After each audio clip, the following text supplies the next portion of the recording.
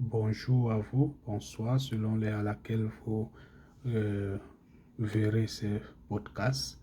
Une fois de plus, je reviens vers vous avec une bonne nouvelle.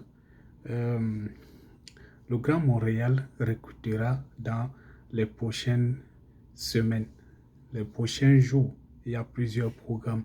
Mais là, je vous parle d'abord d'un programme qui s'en vient dans quelques jours, donc le 18 septembre.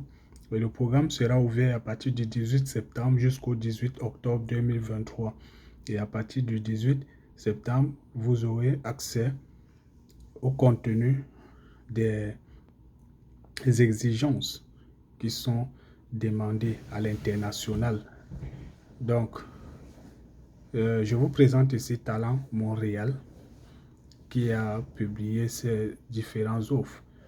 Donc ici, nous entourons à événements. Nous cliquons en haut, j'ai cliqué en haut, les trois barres qui sont en haut. Nous entrons à recrutement, les événements, recrutement en continu. Vous voyez les différentes dates ici. Voilà ce qui nous intéresse parce que c'est ça qui est proche, du 18 septembre au 18 octobre 2023. Donc, nous entrons là, au recrutement Express Montréal Éducation septembre 2023. Wow. Ça, c'est le recrutement à l'international. Alors, nous espérons que vous serez nombreux à postuler.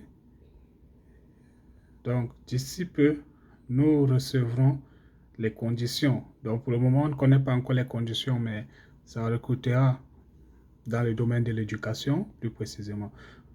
Alors, tous ceux qui sont intéressés à venir vivre au Canada, en particulier au Québec, vous pouvez déjà vous apprêter vos différents documents, vos CV, vos profils, vos différentes attestations qui prouveront que vous avez de l'expérience dans le domaine de l'éducation. Jusqu'à présent, on n'a pas encore parlé des postes ni des profils, mais on présente, on dit, dans le domaine de l'éducation.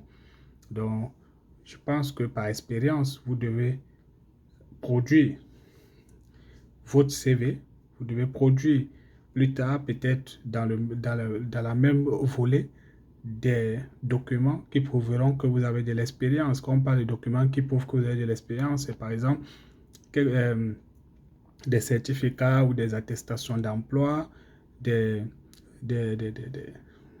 félicitations dans votre service, des documents en fait officiels qui prouvent que vous êtes dans le domaine de l'éducation. Vous pouvez ne pas être enseignant, mais vous êtes dans le domaine de l'éducation. Donc jusqu'ici, je parle avec des réserves. On attend quand le site, la plateforme sera ouverte pour voir vraiment le contenu. Et je dis aussi en passant que l'éducation au Québec ne se fait pas comme dans d'autres pays. Ça, sa particularité, mais ce n'est pas le lieu ici pour moi de parler de ces particularités. J'y reviendrai dans d'autres éditions pour parler des particularités de l'éducation au Québec en particulier. Sinon, je vous souhaite à tous une bonne chance et préparez vos documents. Surtout les CV, lettres de présentation ou lettres de motivation.